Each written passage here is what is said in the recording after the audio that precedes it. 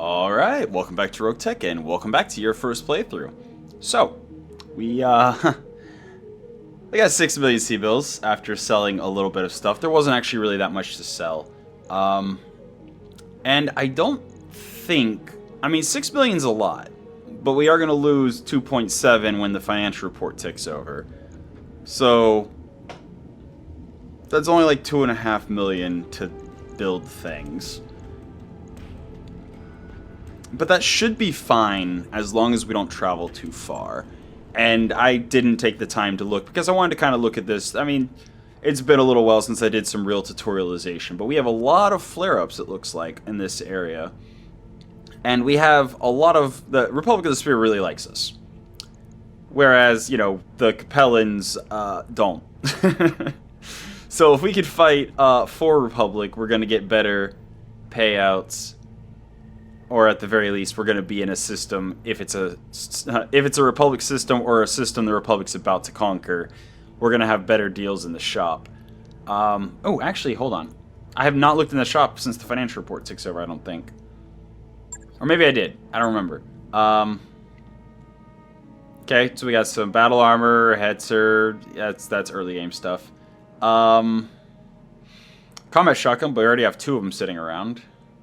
I think I did actually look through this. Handheld medium rifle. It's interesting. But 45 damage, minus 25% damage dealt to armor. I don't think it's worth 110,000. Command console, though. Ooh. First thing, +2 initiative for all company. We have been struggling with initiative. Ooh, it's a 500,000 C-bills. What else does it do? Bonus sight and sensor range for the entire company. Cool. +1 company accuracy with indirect fire. So it would make our catapult and our LRM carrier stronger in indirect fire situations, which is cool. Modified scatter for indirect fire missing, or for missed indirect fire shots. That would be good for mortars, arrow, stuff like that. And we do have a mortar carrier that we want to build at some point. And I think we have an arrow sitting around somewhere. And maybe it also applies to swarm and high explosive thunderbolts. I don't know. On top of that, we've got +1 resolve per round for each company unit. Well, that's so good. Just plus, like, right now we are at the highest bracket, and we're only getting 5 per turn. That's a 20% increase compared to when we're extravagant. And normally it's only going to be 3 when we're not extravagant. So that's going to be a 33% increase. So yeah, it's worth the 500,000. And then we just need to find a command mech to stick it in. I'm thinking Dragon Slayer. Actually, I'll have to look at it again. So I'm pretty sure the stuff was all like for company, not the mech carrying it. I also didn't look at how much tonnage it is. So maybe not Dragon Slayer. Maybe we need to put it on the Fenrir. Ooh, Fenrir could be a command mech. Yeah, we're gonna look at our mechs once we travel and stuff. Was there anything else in the store? I got distracted because of excitement. There's some cores. Ooh, 370 core. We already have one. Never mind. I was gonna say 370 core on like a 60-ton mech is actually zoom. That's 6 move, 9 sprint, and then add in a mask or supercharger, and it becomes 612. Which, maybe we make a stealth zoom vulture out of the one we just got. Do we have any Bay missile weapons? I don't think we do. It's pretty good. 45 damage, but 15 stability damage. That's a lot of stability damage. +1 accuracy, 1 evasion ignore. Very respectable range, but it does have a minimum range. Minus 30% chance to be shut down by AMS is nice. With 20 hit points, wow. And it's 3 shots. Okay. 1 ton, 1 slot for 3 shots. I feel like that's not worth it. Early game, yes, absolutely, 100%. If you have like a Phoenix Hawk Lamb or an Irby Lamb, this would absolutely be worth it in one of them. But at this point, the only lambs we would really be running would be like a Mad Cat Lamb or something crazy like that. And at that point, 1 ton, 1 slot for 3 shots of that is underwhelming.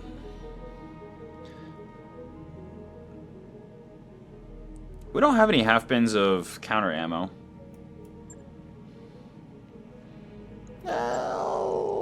By 2. The odds of us running SRMs is increased by the ability to run counter missiles in them. Wait. I don't know. Our Stormcrow's damaged. Okay. Once our Stormcrow repairs, hopefully I remember and don't go Goldfish and can check to see if we have counter missiles, because that will extend the life of the SRM build on the Stormcrow substantially. Alright. Engineering. We are working on something. Cool. Oh, now we're down to 5 million. Uh-oh. I mean, that's 16 days, but it's only being rated by Republic. We definitely want to show... So, the priorities of our consideration of which flare-up we want to go to. The highest priority is that Republic either controls the system and it's being rated, so that we can defend the system and be rewarded while also having the discount for it being a Republic system the whole time. Or the Republic is attacking it to try to conquer it. So that once Republic does conquer it, we get access to really cheap store and such.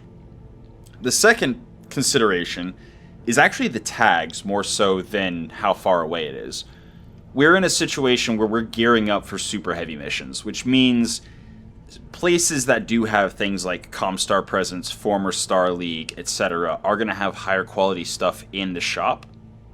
Also, Travel Hub would be good to try to pick up some, Mechwarriors. And then the third consideration is the difficulty. And this goes 2 ways. In one direction, if we go to an easier planet, a lower skull planet, we can start dropping rookies on a lot of missions to get them experience very quickly, rather than them just sitting in the simulators until they get okay. And that's especially important if we do go to a travel hub. And then the other side of that is if we go to a higher skull planet, it's going to have better quality stuff in the store, generally, usually. Obviously modified by a healthy dose of RNG. And honestly, the time to get there is also directly tied to the difficulty. If it's a lower difficulty planet, getting there quickly will be no issue. Because if we get there quickly, we'll still have mechs to drop. That will be more than enough, along with our vehicles. We could even drop vehicle-only missions and work on stuff while we drop on missions. Whereas if we go to a higher skull planet, we want to actually travel further, specifically so we can finish our big stompies before we get there. Another consideration is where we are in the star map. So right now, we're actually down at the southern part, or I say southern, there is no northeast, south, or west in the star map, but the lower, the downward part of the star map, where the Republic controls the area. So this flare-up area is basically all going to be either Capellans or Federated Suns or Republic fighting on everything. Which actually, this is a very interesting one. So if we went, for example, to this system. Now, obviously, we don't want to because the final consideration is how long until the flare-up starts and how long is it likely to last. In this situation, there's 1 day till the next mission, 3 for the Federated Suns forces. It's going to be concluded by the time we get there. But just aside from that, the idea of going to a Fed Suns planet where we could still access the shop and the hiring hall that's being attacked by Republic means that once the attack concludes, ideally with us winning, we will then get a new role in the shop that will then potentially also... I forget whether or not the hiring hall gets re-rolled if you win. But, yeah, it gets us more chances at stuff in the same time frame. Being raided by Davian. Interesting. Super heavy manufacturing. That's a tag I've never seen before. Increases the likelihood of super heavy equipment in the store. I see. And I think, just for the sake of it being your first playthrough... also, we have a flare... not flare-up. That's actually... Okay. So, I think I skipped ahead after I started talking about... but we're in the bottommost part of Republic space. But ideally, we actually want to go up to this Ghost Bear Clan Wolf area to specifically fight clanners. Because that's going to get us the best gear every single mission. That's going to get us clan mechs every single mission. But there's not really a point where the Republic of the Sphere is fighting the clanners. So in preparation for that, we probably want to go to an edge, either near Steiner or near Draconis Combine, and work for them a lot to build up the reputation for when we do start picking fights with clanners that are adjacent to the two factions. Alternatively, we could just travel straight there and start working for one clan faction against the others. That's also a viable option. But I think that's the direction of the rest of the playthrough, is travel towards clan space. Once we can, start taking super heavy missions.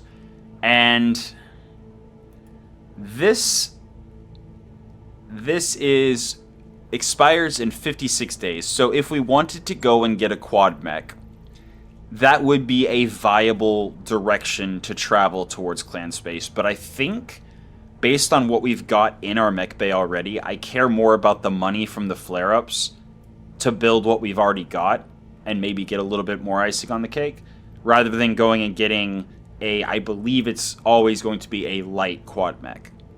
So that's that. But the idea is we definitely want to go up rather than down. So even though the flare-ups do trickle off all the way down here to fighting between the Capellans and Federated Sons, I think we're more interested in traveling over maybe to one of these. It's being raided by the locals 25 days till the fighting starts, so we would get there 14 days after the fighting starts. Not ideal. Also, a one skull planet. If it's that low, we're going to really struggle to make our financial reports. So that's 4 days until the fighting starts. 17 days, but it takes 26 to get there. It takes 35 to get there, 2 days till the next mission. And here, 6 days till the fighting starts. 24 days till the fighting starts, 36 days to get there, and it's only a skull and a half. Yeah, these are very... Okay, hold on. This one... So it is the Lyrans. We would be fighting against the Lyrans if we joined the Republic, which of course we would. It wouldn't last terribly long. But after it was done, we would get there 8 days after the fighting started. But I think they have enough forces on either side that we would still get a couple missions to drop before the raid was concluded. So we could get the loot box from raiding, as well as the extra money from the missions joining the raid. Then we would be on a rich planet. 4.5 skulls, so it would be good for training rookies, but that's about it. That is about it. And if we travel way up here, we're going at that point 60 days, 56 days, 51 days. So yeah. Then there's also the option of going over here and fighting Davian.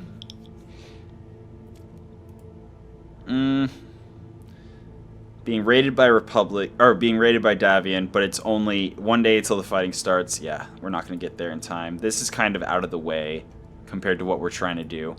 So I'm thinking... Ooh. Ooh, okay. Okay. This is actually potentially a good jumping point. It's only 1.5 skulls, so we are going to struggle a little bit.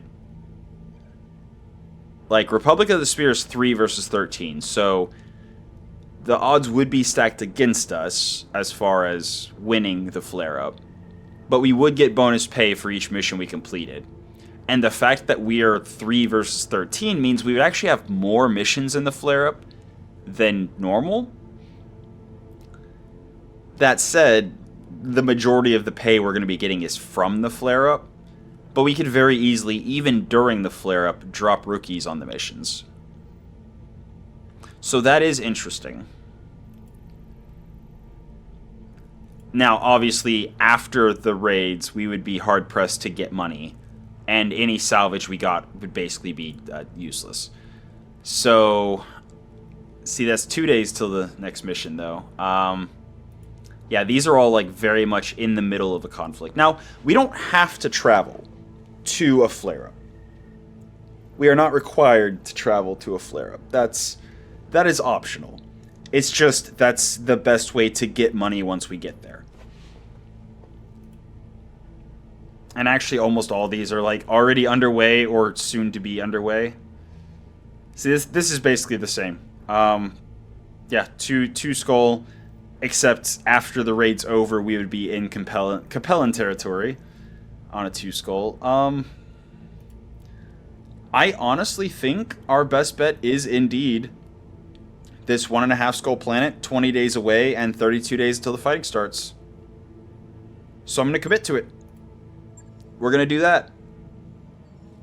I didn't even look at the travel cost, and I forgot to look in the command center to see if there was a travel contract. Where are we going? Where, Can we not look at the map while we're traveling? Man, I feel silly. I should have totally gone to look. Especially since we have all these low skull travel contracts. Do I know where I'm going? Oh, these are like all the same planet. Are they all the same planet because that's the planet we're going to? Or are they all the same planet because they just happen to randomly all be the same planet?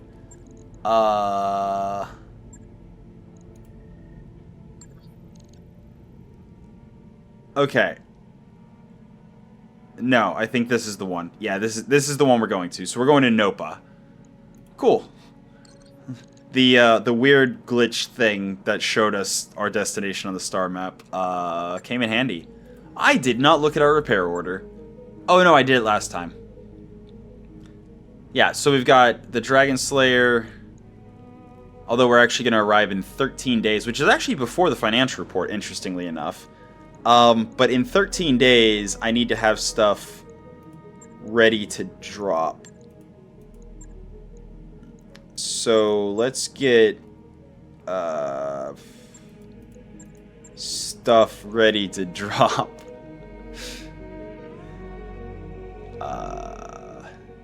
Yeah, let's get the vulture, or the vulture, and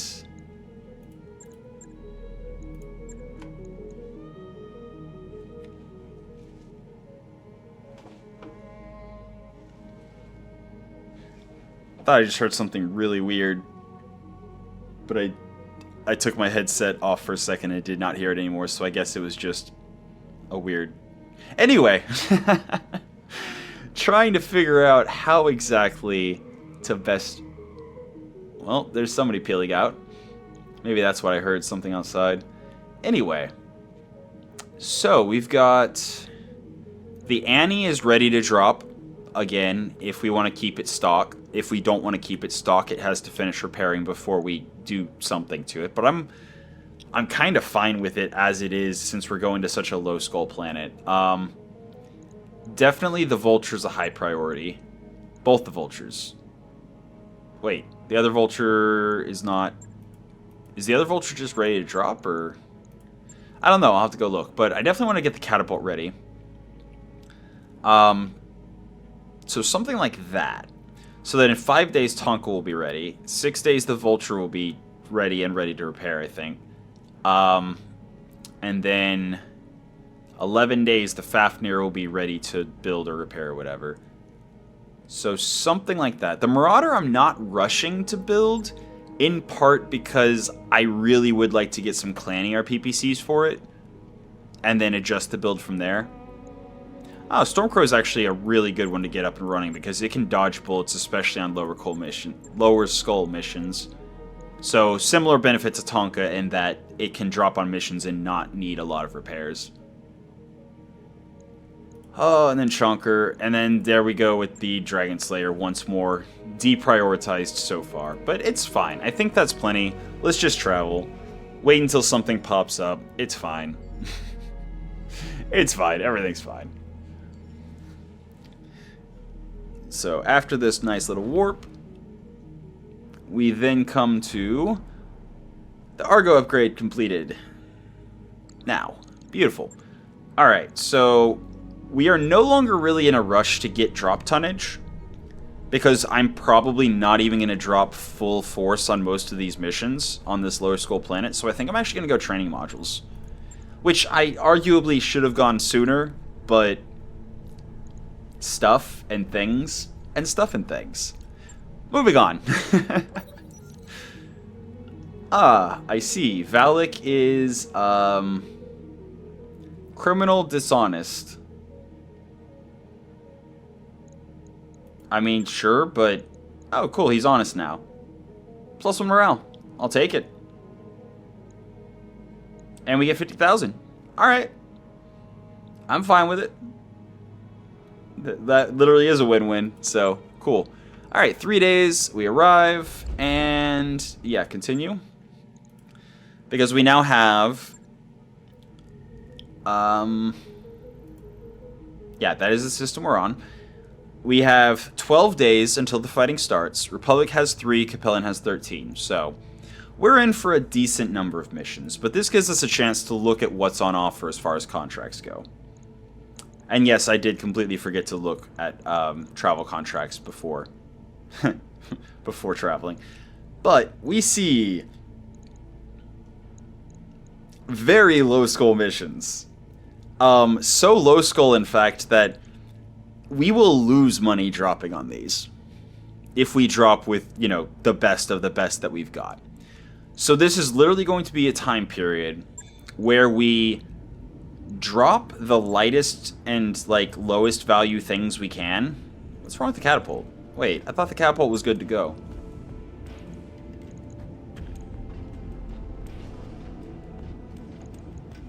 Am I confused? I am confused.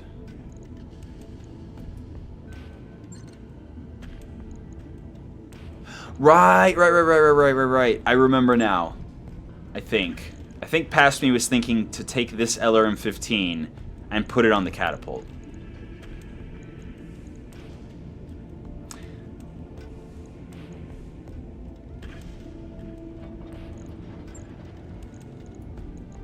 Am I going to drop the line holder on these missions?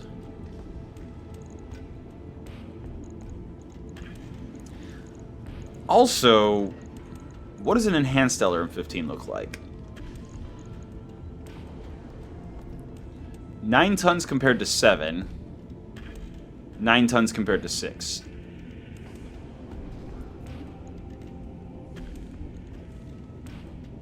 So...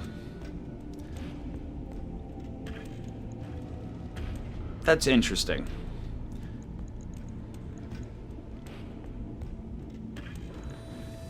So right now we're using 13 tons for, that would be 75, 130.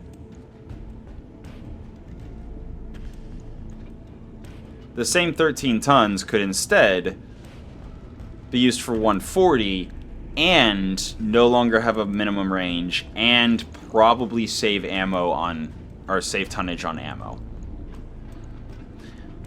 But that would take time. That would take time that I'm not willing to spend right now because I've got so many other things in the works. So what are we going to do instead? Or do we just drop the catapult light on these low skull missions? Because yeah, that's what we're missing. We're missing a single LRM-15. That's why I left the 7 tons. Oh, right, I would put it over here because that's the shield arm. Yeah. I recall now. Yeah, that's interesting. There's also a chance we just get an LRM-15. Also, let's look at the store while we're here. And then we're going to go back and build some things and whatnot. So, yeah. Battle armor stuff. LRM-15 for 192,000. Oof. I mean, as far as stock standard LRMs go, it is the most efficient for the slot. If you have a bunch of slots, the LRM-5 is the most efficient. But if you just have a Battlemech that has, you know, like 4 slots, LRM-15 is the most efficient whenever it comes to tonnage versus damage. Ooh. That's actually really interesting. So, the engine heatsink removal -2 forces you to have 2 additional external heat sinks, but it saves, since you're using 2 of the 2.5 tons it saves, you're using 2 tons to put the 2 heat sinks outside the engine, but you're also saving a half ton, which on some of our mechs that half ton could be useful, so I'm going to go ahead and buy it. We got thumper and mortar ammo, okay. Regular heat sinks, okay.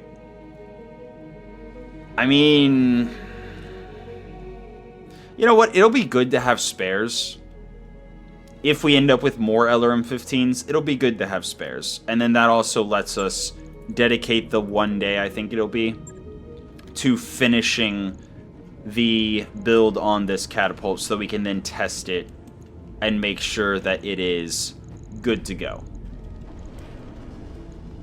So it's 2 days actually just to put an LRM-15 in, but that's fine. We're definitely going to kick that to the top because I definitely want to test that on these low skull missions. It should absolutely shred people. Then we have the Madcat Mark II Angerboda that we need to do something with.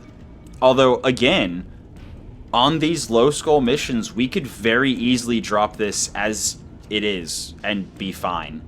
The drop tonnage, I think the drop tonnage and value of the armaments are calculated in, so I'm pretty sure, I mean, yes, it's going to be 1.29 drop multiplier. So it's going to be expensive to drop, but I think it might actually be cheaper to drop if it only has half of its armaments. Maybe. But yeah, let's go ahead and look at the Vulture. So I noticed the Vulture is also doing that weird thing that the Mad Cat was doing, which also, yeah, we need to remember to bump the head armor up, back up. But where it's showing that it has no back armor for some unknown reason. So, actually, we're probably going to increase it anyway. Let's just max armor. What does maxed armor look like? Maxed armor looks pretty good. Could probably bump it down like that. Alright.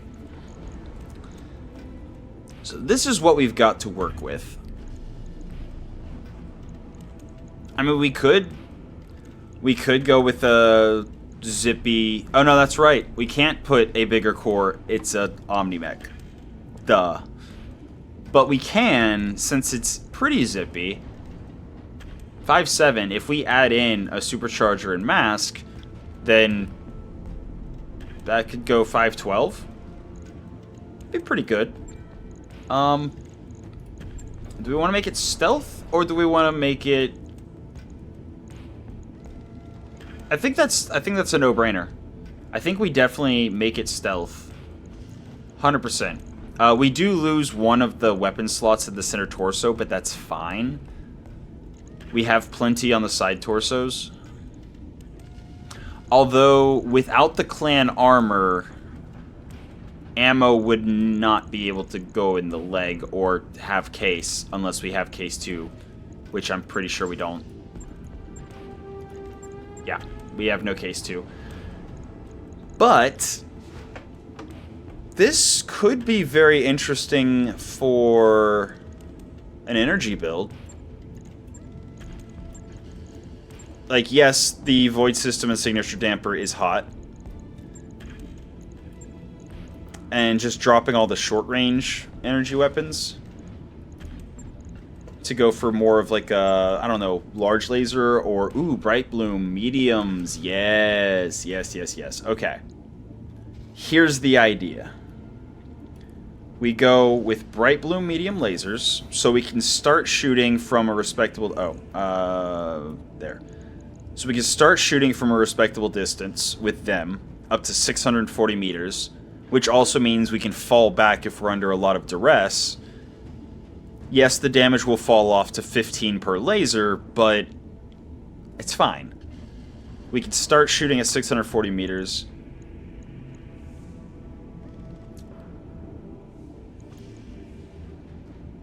Compared to 480 if we went with the ER mediums.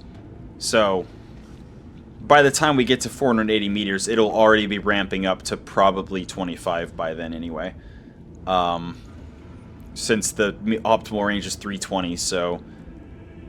yeah, any point between 320 and 480 that were under 25 would be very negligible. So they're just objectively better than Inner Sphere ER medium lasers. We could also go... if we wanted to go short-range stealth brawler, medium X pulses are also pretty good. They're much shorter range, but they're 35 damage, plus 1 accuracy and 1 evasion ignore. So we could potentially make this a positioning monster, and if we get a backstrike, offensive push, center torso, boom. Maybe. VSPL's also interesting. Even shorter? No, same. Is 3 more heat, though. And it does have damage fall off. Falls off to 60%. Which is still... like... it's still 30, so... yeah, very, very comparable to the medium X pulses. Like, obviously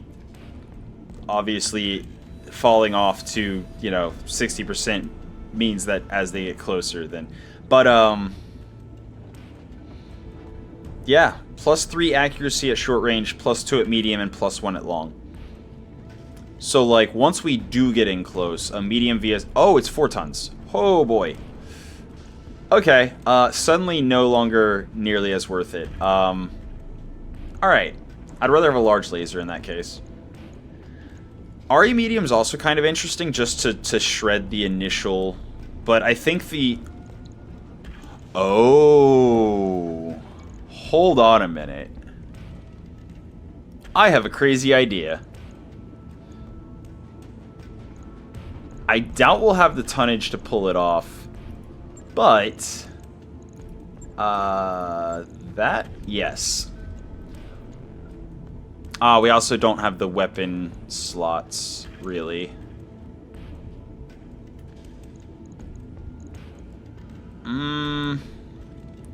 We definitely want to protect them because they can explode, but even if they explode, they're very, very low damage, and the mag shot ammo is inert.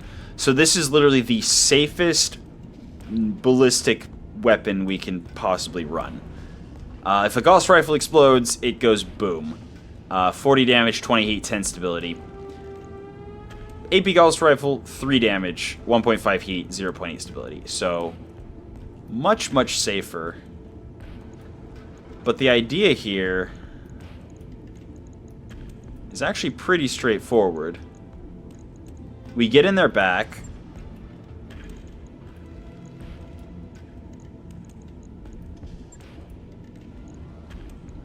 We shred them open with the lasers. And then we follow up with the Gauss rifle. It's basically a better version of Cloak.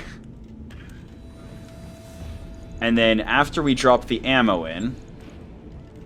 Ah, we only have the one bin. Okay. Yes, our heat is awful. I will have to deal with that. But first, thinking for a minute, we can actually also toss one of the AP Gauss rifles in the head. So we actually have a much better version of what stealth or what Cloak did all those mini missions ago. And if we then also put in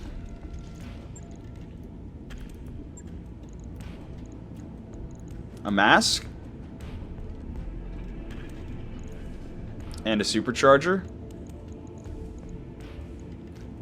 then we still have 10 tons, which obviously we're gonna drop 2 engine heat sinks in very quickly, very short order. And we also would need electronic warfare. So our slot problem is relevant, but we do have the tonnage to do this. And also because of the fractional nature of the mask and supercharger tonnage, that actually lets us have all but 1 point of maxed out armor. So this thing is a terrifying backstab monster that can run as a 60-tonner up to 512 on level ground. And it only takes 3 days to do all this. Haha. I like it. Okay. So, we also need electronic warfare. Obviously. AR-12 Sheath Beacon would only take 1 slot, no tonnage. But the thing is, we've got more tonnage than we really need to do anything. Slots, on the other hand, we are hurting for. So a Watchdog Suite's actually kind of interesting, because it is a 1-slot electronic warfare system. But we are definitely hurting for slots. And we are not hurting for tonnage at all. Unfortunately, we cannot drop the Clan Indo. Can we? I don't think we can override it either. Nope. That's so unfortunate. That is so unfortunate. Okay, so maybe we put the AP Gauss rifle back in the arm, and we do go with the AR-12. Wait, actually, hold on. What does the command console do? +2 initiative for all company units. Does not stack. Plus 10% increased sight range and sensor range for the company. Does not stack. +1 accuracy for the company with indirect fire. Indirect fire, missed stuff. Bonus resolve per round. 2 injuries resisted. Passive sensor probe counters ECM stealth by 1. Bonus of 5 to sensor detection. Enables targeting of up to 3. Okay. And breaching shot. That actually might be a really, really good thing to put into our Marauder, actually. And actually, no, we don't want to use the AR-12. Because we specifically want to use the sniper sensor. Although, actually, sensor recon. That gives us the,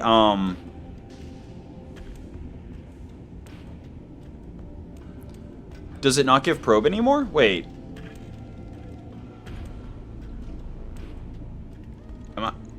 Did they change? Grants ECM shield. Wait.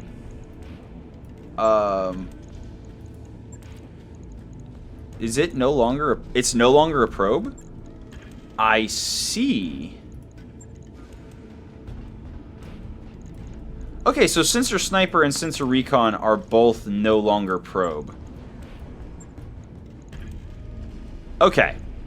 Cool. So, bonus of 2 to sensor detection, massive sight range and sensor range increase, and then the IFF jammer of 1 versus IFF jammer of 1, sensor detection 2, but only 5% sensor in sight, and fog of war stays revealed around this unit. So sensor recon is definitely short range. Oh, fog of war stays, okay. Oh no, that's sensor recon, sensor sniper, yeah. So this does not have the fog of war bonus, but it does have double the sensor range and triple the increased sight range. So that's cool. Cool. So now they are both, for their particular role, best-in-class sensors. Love it. We're definitely doing that. We're also definitely doing an IFF Jammer Mark III. Yep. This thing is going to dodge bullets, and it's going to be wonderful. We are going to go with the Exchanger Double Plus. And the Exchanger Double Plus with a double heatsink kit, specifically a clan double heatsink kit, almost fixes our non-stealth problems. Actually, it does completely fix our non-stealth problems. Then we have to worry about our stealth problems, which, yeah.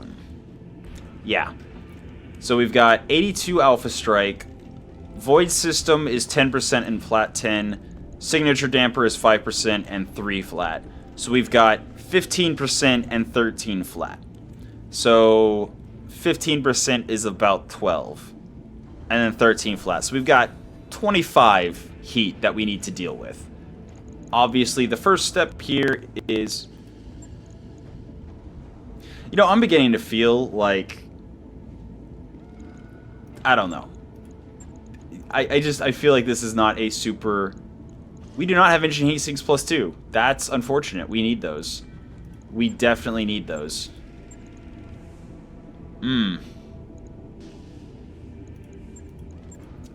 We definitely need the engine heat sinks plus 2. This does not work without it. Because we're only going to have 2 more heat sinks available.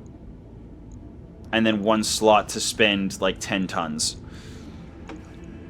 Alternatively, we could just not make this an AP Gauss rifle build. Or reduce the number of AP Gauss rifles we bring.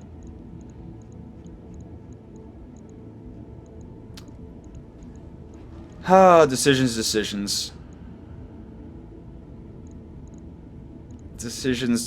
Decisions.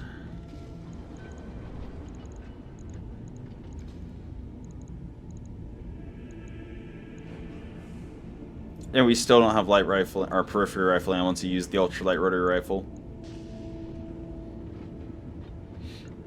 I mean...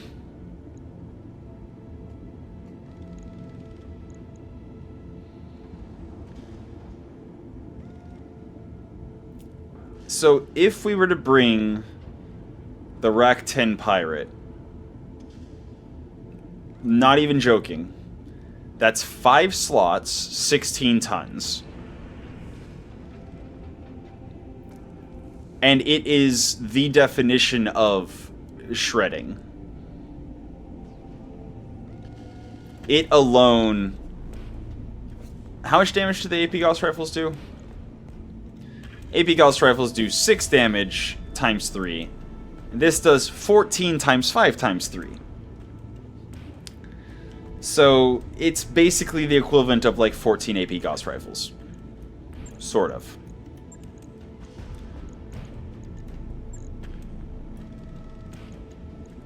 Actually, if I put the Gauss rifles on the arm. Now, obviously, I'm going to need more slots. 1, 2, 3, 4, 5, 6.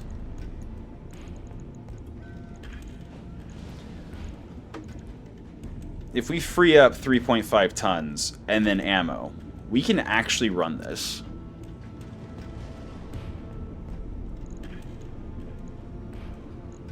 And if we free up some of that tonnage by, for example, dropping an ER Medium Bright Bloom,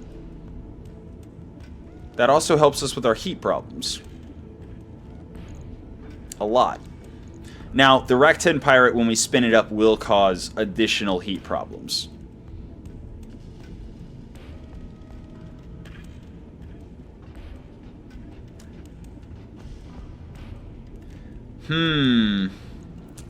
Also, the problem of it exploding is, you know, a thing. Okay, so I think the plan for now is to just prep it for it being the super zoomy stealth mech that I definitely want it to be.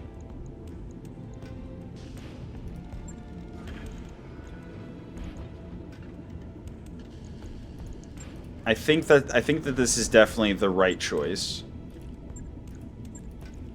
Definitely bringing the Exchanger Double Plus, Clan Double Heatsink Kit, IFF Jammer, and then Sensor Recon because it's definitely going to be short range.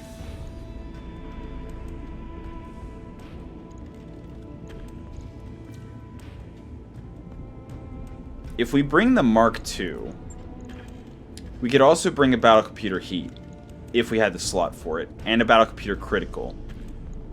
But I don't know if I want to commit to that yet.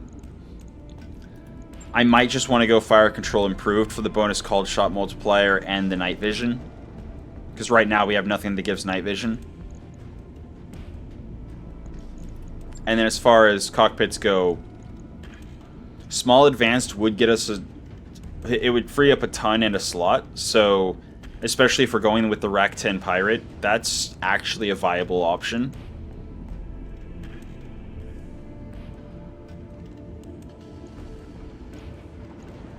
Yeah. For now, this is what we're definitely going to do. This is going to be a little stealthy fast boy. So I'm trying to think of what other stealth mech. Actually, before I commit to that, let me look real quick in the barracks at our good friend Sarge. Sarge was dropping on the Avatar. The Avatar is no more. What other mechs do we have? First of all, just to, you know, go and look. So we've got the Sizen, which is 10-15. 10 movement in some situations is enough to generate 12 evasion. So as long as we're able to get above 10 hexes sprint, I'm happy. 12 hexes also, yeah. Yeah. And then obviously the Nidhogg's and such because of elevation changes. But if we can get 10 plus hexes, which we can, then we will benefit from the bonus to max evasion, as well as the minus 10% visibility, and the Phantom, and yeah. We might actually also switch that out from Cautious to Bandit, depending on exactly what loadout we go with. But I think this is the best candidate. Because when you get bigger than 300 cores, so just the reason why I'm thinking this is 300 cores are reasonable. With an XL clan engine, that's 12.5 tons. So in order to get the same 5 base move with a 70 tonner, we would need a 350 core. As long as my math is checking out. Wait. 70, 140, 280, 350. Yeah. Which would already, with the Clan XL, be a... I mean, 340 is 5 tons with the Clan XL. So I think 60 tonner is probably the easiest place to be able to get the movement we need to get the 12 evasion. That said, we cannot use a gyro. So we cannot use the defensive gyro to actually get to 13 evasion. So maybe we wait on the stealth build.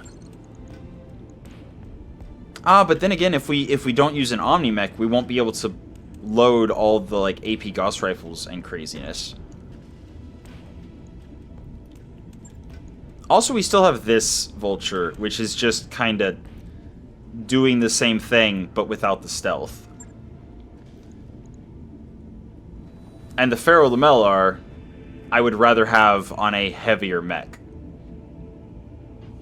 Because the 20% structure points obviously is more the more base structure points you have, which 100-tonners have more base structure points than a 60-tonner.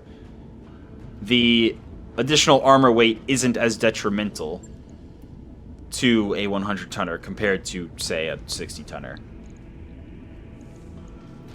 So I think we actually changed this. It already has a supercharger mask. Do we leave the Gauss rifle, actually? Let's see. Definitely move this double heatsink over there for now. Because as far as, like, base components, they're essentially the same. I mean, the different variants of Vulture are more or less identical.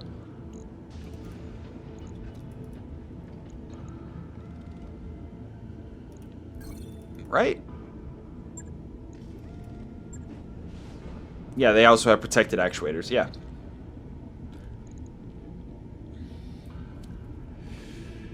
That said, would I rather build a 70-tonner with a 350 core or a 400 core? So that we get more evasion running downhill and stuff even without using the mask supercharger. In which case I would just be sitting on the stealth that we have there for a bit.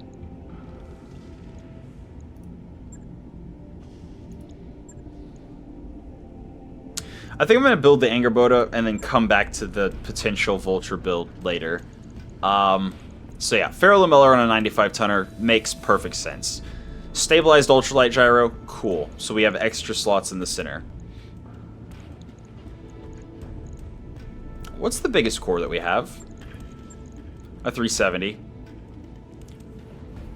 So, Rack 5 clan.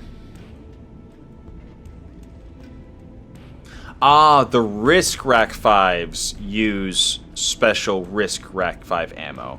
The clan just uses regular Rack 5 ammo. Got it. Got it. Because what we were initially looking at was, you know, the... why am I doing this? We were initially looking at the Rack 5 plus Clan Rack 5. But actually... why don't we go Rack 10 Pirate? It uses Ultra 10 ammo.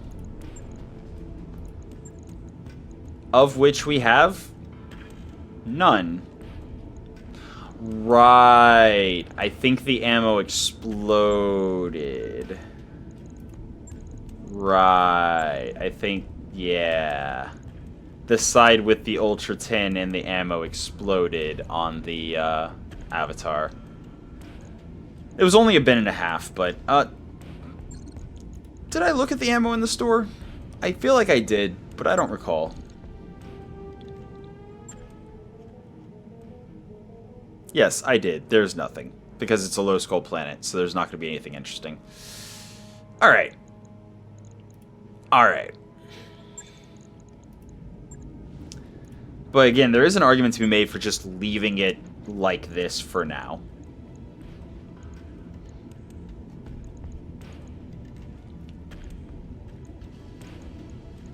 I mean, there's...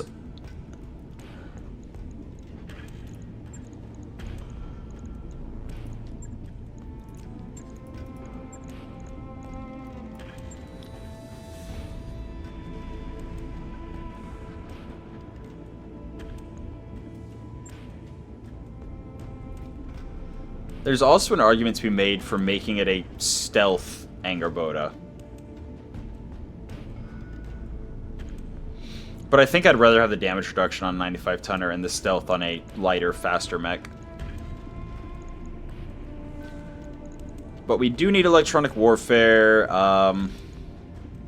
Wait, didn't we need a clan exchanger for something?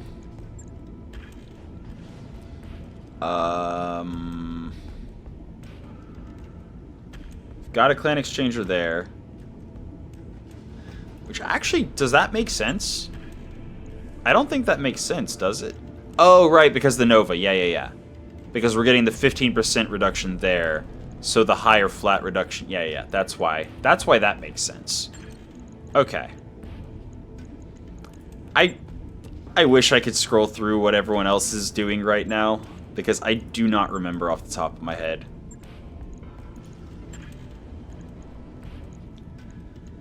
I mean, how long does it take to put the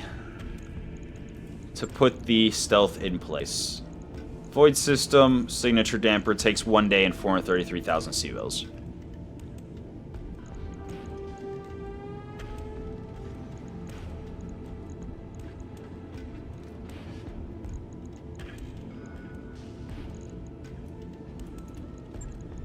Mask supercharger. 1 day, 437,000 C-bills. IATM, or not IATM, an ATM 12. So every bin of ammo is 5 alpha strikes. So we don't need that one, we don't need that one, and we don't need that one. I mean, our heat's abysmal in part because we do not have an exchanger and because we do not have a that one, heatsink kit. That helps, and then that helps. So once again, we're in the position of 10 tons left, and our cooling is actually looking fine so far.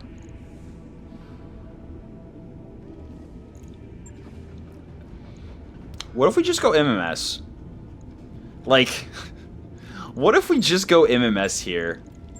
I mean, if we're going to be bringing ammo anyway, if we go MMS... Okay.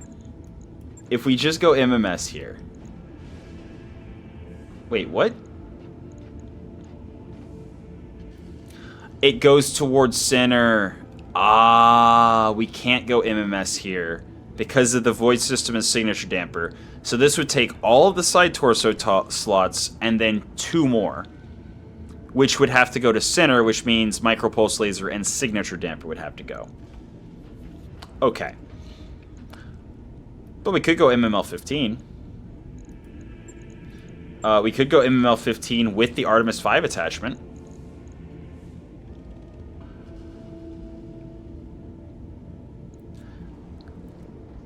Artemis SRMs are pretty, pretty impressive.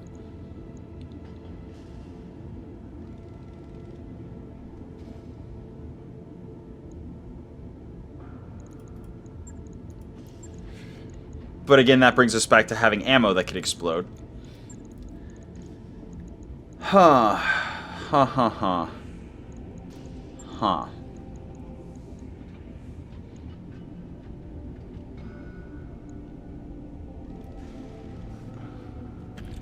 I think we're just gonna build it. I think we're just gonna build it. And then we can always change it later. So we got the 4 medium... Actually, we'll put one of the medium bright blooms over there. And then that sets our optimal range at 320, max range 640. And then if we also go with something like a binary laser that's nice and heavy, but only takes 2 slots. That's a lot of heat to deal with, yes. It's actually a lot of heat to deal with. But it is only 2 slots. And then we've got 7 tons. We've got 7 tons for just cooling. And we actually have plenty of slots. Is this an optimal build? No, not at all. Don't be silly. Of course it's not optimal. This is just something I'm throwing together for 3 days and 500,000 C-bills that I can then drop and get training on probably Sarge.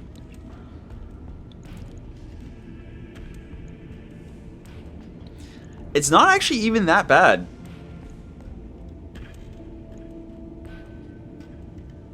Like, that is 200 damage Alpha Strike.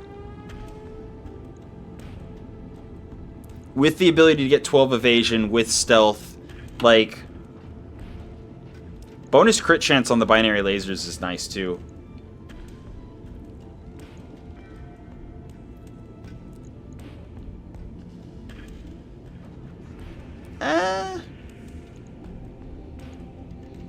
I mean, we could also go with something like an ER-PPC,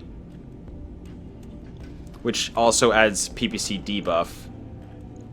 Ooh, that's it. That's it. This is where we're going to have the heavy PPC risk. Because the damage fall off is the main reason I haven't been using it up to this point. And this mech does not care about that damage fall off. And it's not that much hotter than the binary laser. But the ECM jamming of 3 will absolutely help us not be detected. Nice. Okay, so now we have 6 tons for cooling.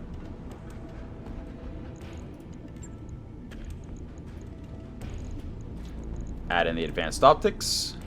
And the exchanger. Oh, we already have. Oh, that's with. Ooh. Ooh, okay, that's with the exchanger double plus already in place. Ah. I thought that was without the exchanger. So we would actually need a lot more cooling. I don't think that that's possible. We also would still need electronic warfare and E. Okay. Unless battle computer heat saves the day.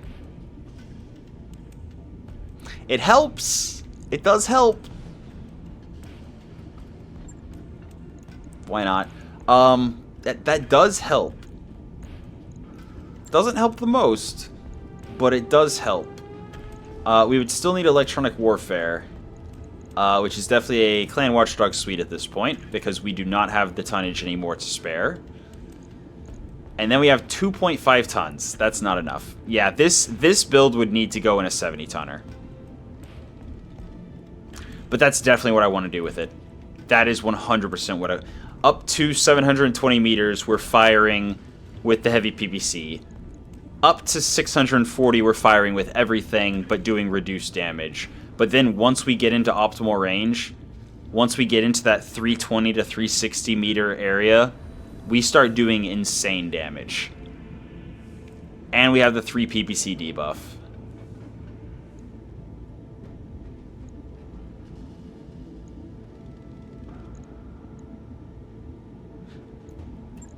Then again, with the binary laser, there's multiple fire modes. And it has higher crit chance. So while it wouldn't be benefiting us as far as the PVC debuff, higher crit chance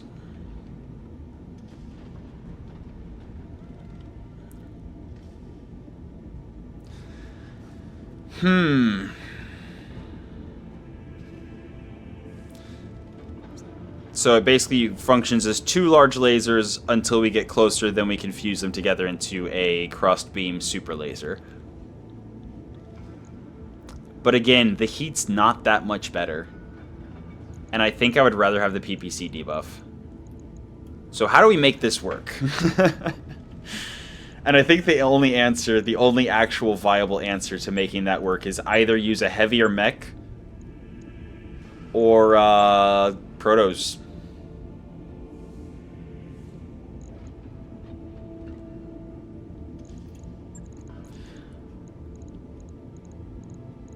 Actually, what other PPC options do we have that we're not going to use? So, I'm definitely leaning towards trying to get my hands on 4 clanning our PPCs for our Marauder.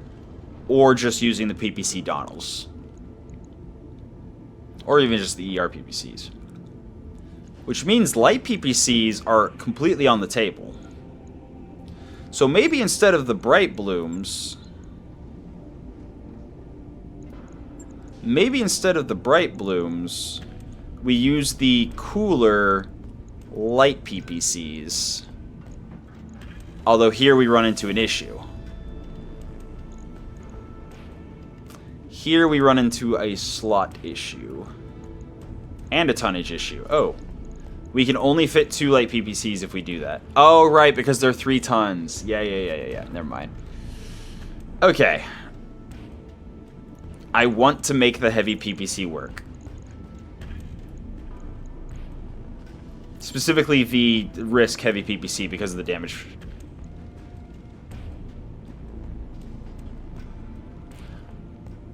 I feel like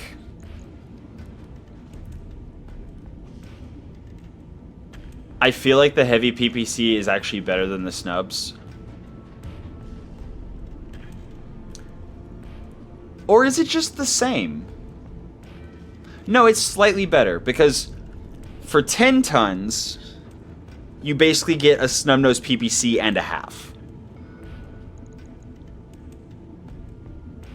Or do I just try to run 3 snubs? What does our heat look like if we do that? Okay, so now our... First of all, optimal range, our Alpha Strike, would be 180. Which is very comparable to the laser build we were looking at. And is comparable to the heavy PPC plus laser build we were looking at. Except now, it all reaches out to 780. Yes, it only does 90 damage at 780 meters, but we have that option of falling that far back and plinking away at extreme range. Our heat efficiency, we have a delta of -15 with an Alpha Strike of only 66. Which, 15 on 66 is roughly 9.9 or so. So we'd have a heat delta of -5 and then adjusted by the 13 flat heat. We'd be generating about 7 heat per turn. But we do have the option, if we wanted to, with these extra slots that we've got, we do have the option of doing some work towards trying to get things a little bit better.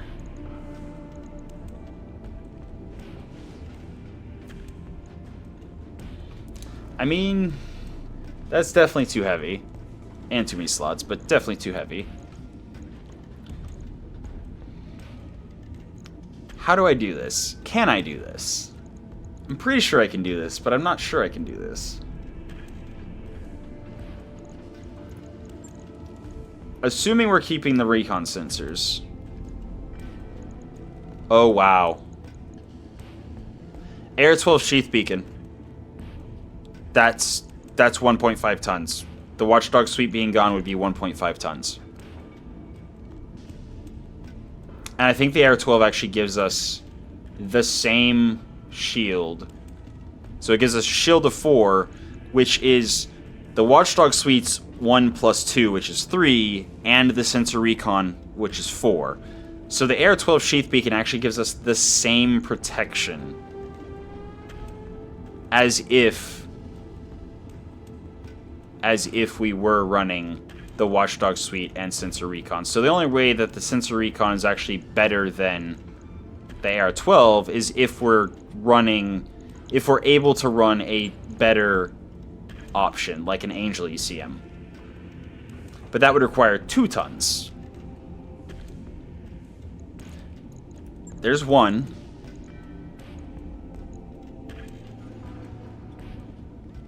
I think I would actually rather go defensive since it's a 60 tonner. And go with the Sensor Recon. And then in order to get the 1 ton that we need there, I think we actually go Cockpit Small Advanced. And that gives us the 1 ton we need.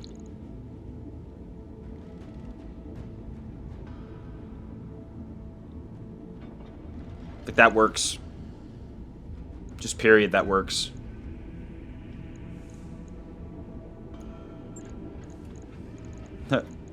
We can also move one of the heat sinks inward so that it's not sticking on the arm. And I think we would also want to put the supercharger in center. We just have to make absolute sure we don't blow it up. Because we don't really need gunnery. Is this an optimal build? Not really. Is it a fun build? Absolutely. And it's actually a pretty safe build, too.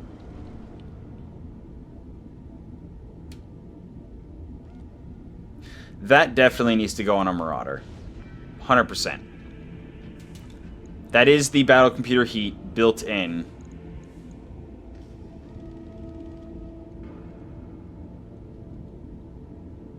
And also the minimum range reduction is going to be very nice if we're using standard PPCs.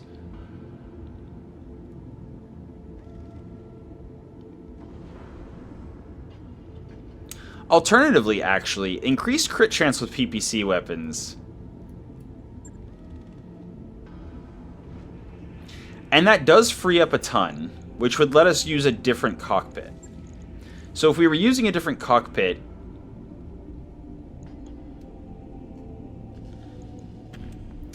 obviously not that one.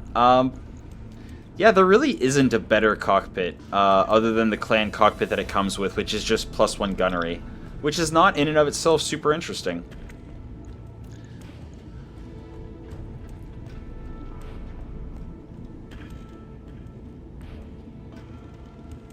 So we've got breaching shot, +1 evasion ignore, +1 gunnery. Battle computer heat, which adds 4%, blah, blah, blah, blah. Alternatively, we could have +1 accuracy, -1 recoil.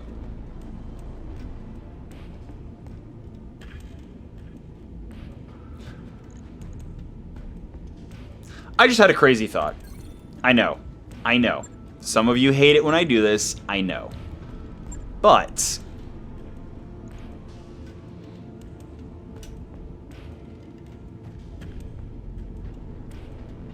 no. Clan Gauss Rifle would be 2 of the PPCs. Never mind. Actually, I don't want the Clan Gauss Rifle on a 60-tonner's arm. Before I do that, though, let me just quickly go and look in the barracks.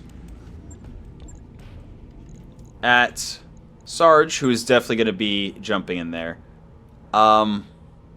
Sarge has military, so she's got the -1 recoil. Yeah, that's all we need. That's all we need. But we're going to do it on this one, not that one.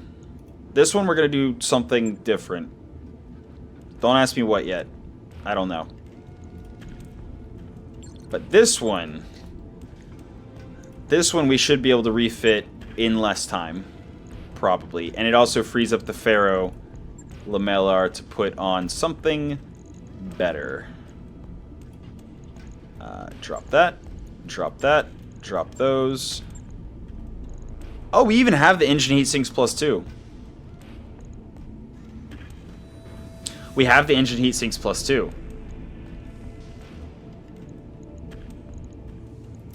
Which means we could potentially go back to our original idea with the lasers.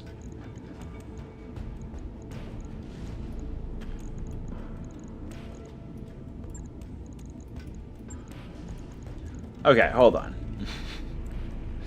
First of all, void system, signature damp. That. Signature damp. Signature damper. There we go. Max out the back armor. Max out the leg armors. Max out the arm armors. And wait, do we not need to drop that by 1? Why not? What?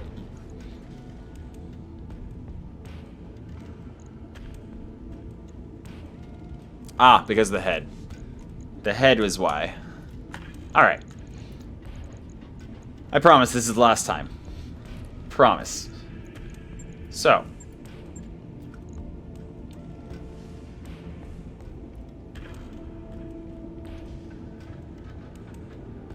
Do we go with the fire control PPC and the heavy PPC? Does that work? We can pull those back if needed.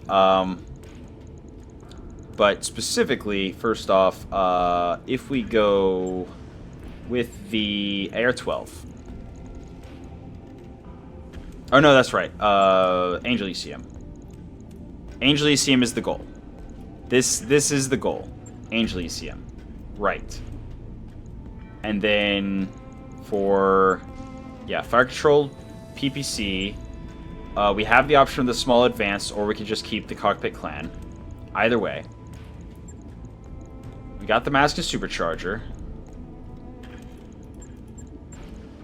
Sensors recon. Absolutely.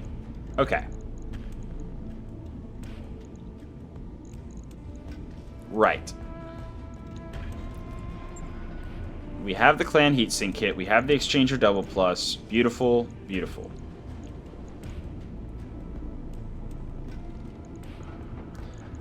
And then we don't use the battle computer heat, so that saves us a ton. And does that let us bring the heavy PPC risk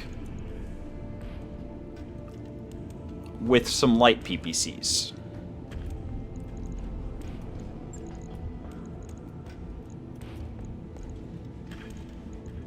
Our heat efficiency is beautiful. That works. So we've got an alpha strike of 64, increased by 15%. So 6.4 is 10%, 3.2 is 5%, so 9.6. And then the 13 flat, which brings us to 22.6, and we have a negative 23 delta. Perfect. Literally perfect. Is it as much damage as what we're going to be doing? No. But it is a PPC debuff of 5. And yes, we do have a minimum range with the light PPCs, except the minus 30% PPC minimum range means our light PPCs only have a minimum of 60 meters, not 90. And we're able to fall back to 720 meters and plink at people if necessary, or get in closer and start hitting them harder. Now, yes, we could combine the two light PPCs into a single snub. The heat would be the same. The tonnage would be the same. The damage would be the same. The stability would be lower. And the damage at range would be lower. But we would have no minimum range.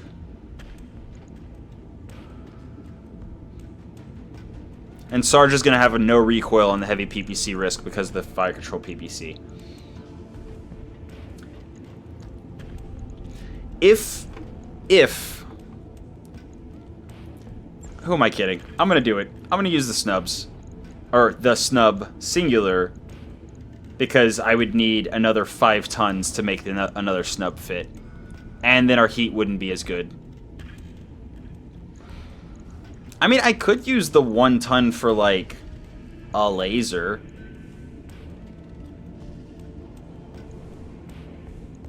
Just, ER medium bright bloom.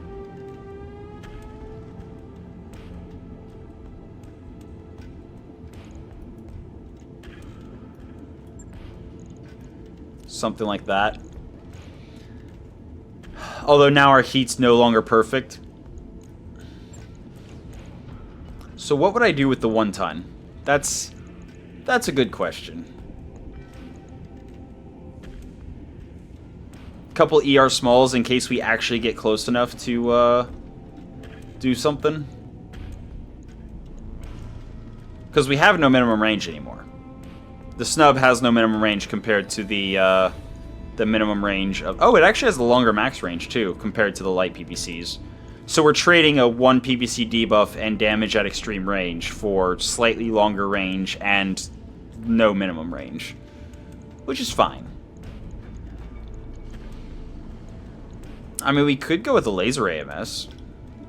No, we can't. It's 1.5 tons. We could go with a tag.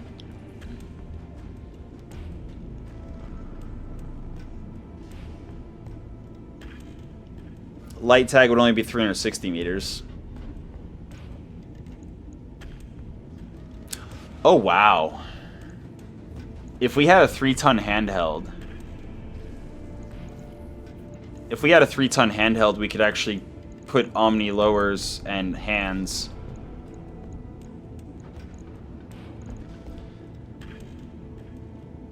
We could also pair the heavy PPC Risk up with the AP Gauss rifles.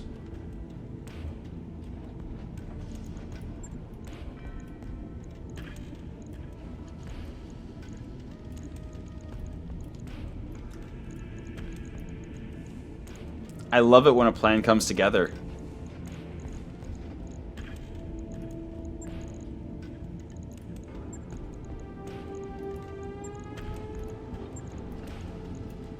Max shot ammo can't explode, so cool. So we can now run up behind somebody, hit them with a heavy PPC Risk, and then unload with AP Gauss rifles. Our cooling is now beyond perfect. Which means we can now afford to go back in and add a light... Where is it? A light PPC. And then just save half a ton in a variety of ways because we have plenty of slots and we could still drop in the... We could still drop in the cockpit. We could drop one of the AP Gauss rifles. But this also means we could totally drop in some Omnipod. Oh, right, not with the PPC.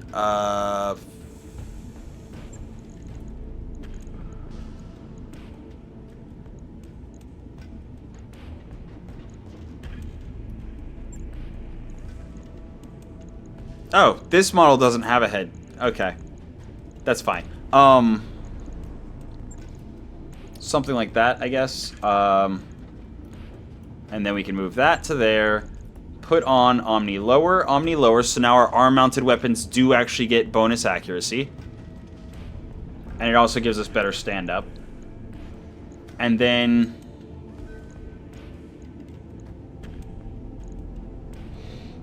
Okay. Yeah, again, we can't use any of the specialty gyros because it is an Omni-mech. We also could just save the half-ton by leaving off the one AP Gauss rifle. But I really want the full 6 or 7 all going full bore. So we just need to save half a ton. And I think we actually have, yep, Patchwork Tier 1. But where do we put it? Do we even need... We don't need the heat sink anymore, do we? I guess we do. I guess we do. But it can go on the arm. Put Patchwork right there. Something like that. And we've got ourselves, after we shave off 0.3 tons of armor, we've got ourselves a nasty, nasty little backstabber. Again, cloak, but better. So as we are closing the distance, we can start off with minimum after damage fall off at maximum range. We're doing 60 damage with this PPC and 30 there. So we're doing 90 damage up to 720 meter with a PPC debuff of 4 if they all hit, or if they both hit. Then as we close in, once we get in 480 meters, then our heavy PPC is just about doing full damage, and we can start shooting with the AP Gauss rifles. And then if we get behind them, they just die. Worst case scenario, we have, we have to be within 60 meters, and our light PPC has accuracy penalty. Oh no. But yeah, this is obviously a solid build concept.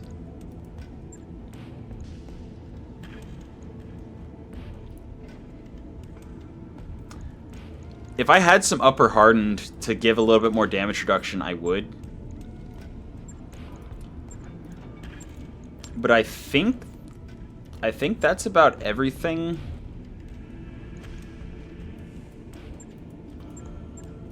I think that's about everything we need for this particular build. We got all the electronic warfare stuff. Oh, probe. We do not have probe. Okay, so instead of the patchwork, let's add a... We don't care about the clan active probe because it primarily just gives sight and sensor range. So we're actually fine with just...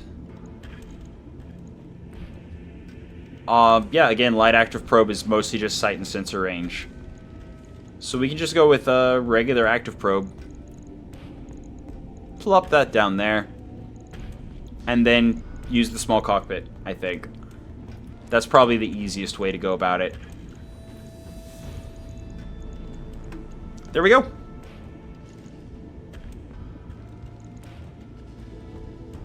Yeah. And then if we, you know, if we later get a 70-ton Omni, or, I mean, not 70-ton Omni. If we get a better candidate for the heavy PPC risk and snub-nosed PPC build, we can transfer that part over along with the stealth and keep this Vulture as an AP Gauss Rifle Mask Supercharger Backstabber. So I think that's a fun idea. Do I even keep the light PPC? Serious question.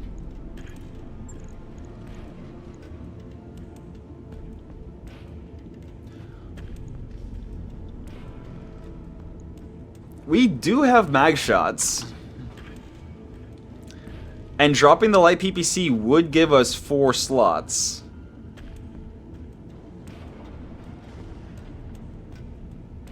But we would have to put the Angel ECM like on an arm or something weird like that.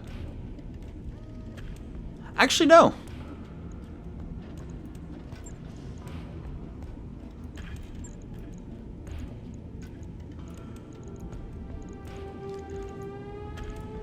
This is stupid. Straight up, this is stupid. But it's stupid in a very fun way.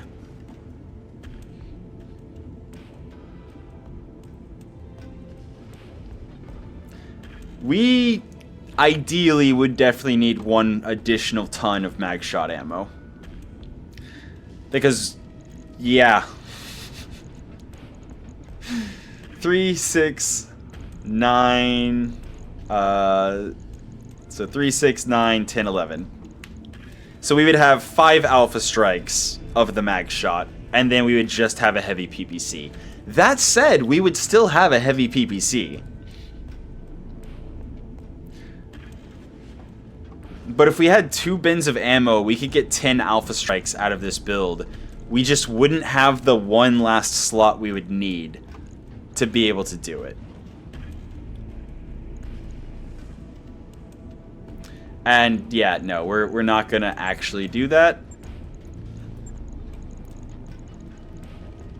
Although we do still have the option of trying to stuff a snub in instead.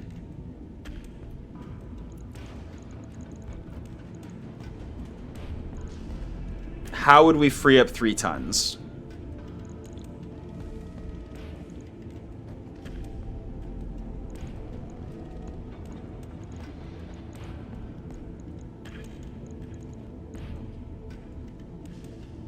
And our cooling would be worse. Nah.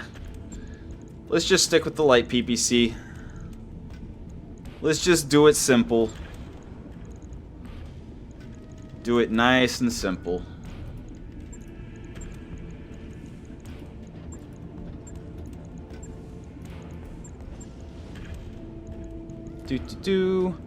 I think... I mean, other than like a C3 slave, I don't see anything else that this build would want. At all. At all. Oh, night vision. Yeah, night vision would be nice. But it's fine. If we're in a nighttime mission, then nighttime mission plus stealth, we'd be fine.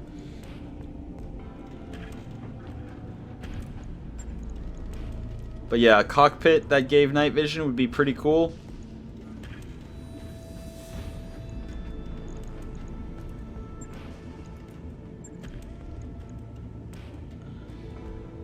Sensor probe actually gives night vision.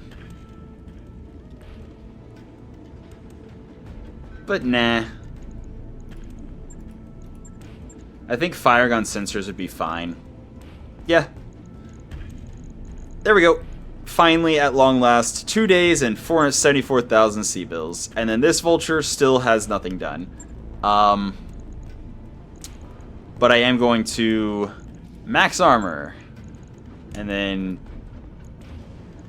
drop that a little bit. There.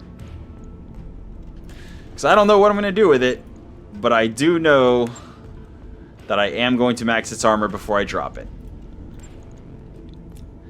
So this is the mech that was droppable, and in 2 days we shall be able to drop it once more. Catapult also in 2 days will be basically done. Annie in 2 days is still stock. We haven't done anything to the Mechagodzilla, but it's perfectly viable. I mean, it's not great, don't get me wrong, but it is viable as is. The Fafnir we need to still build. The Archer's ready in 2 days. Chonker's ready in a day. Like, the only things left that we really have to, like, spend time building are the Victor and Marauder. That's it. That's it. But before I pass any more time, we do have... Oh, I also need to build the Angerboda. I think I'm literally just going to wait until after we travel off planet to build the Angerboda.